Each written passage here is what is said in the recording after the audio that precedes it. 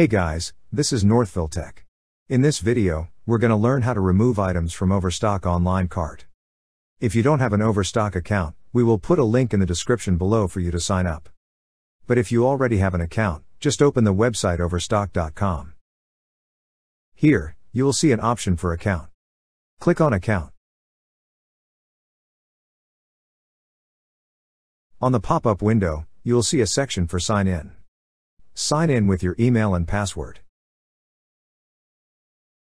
Once you're signed in, you will see a shopping cart icon on the upper right side of this page. Click on the shopping cart icon.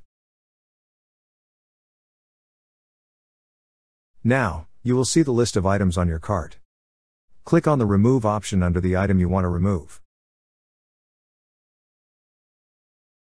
That's how you remove items from Overstock online cart.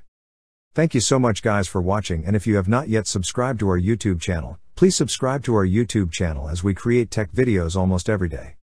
Also, check out our website northvilletech.com for great tech articles, and our recommended resources in the description below for various sign-up bonuses.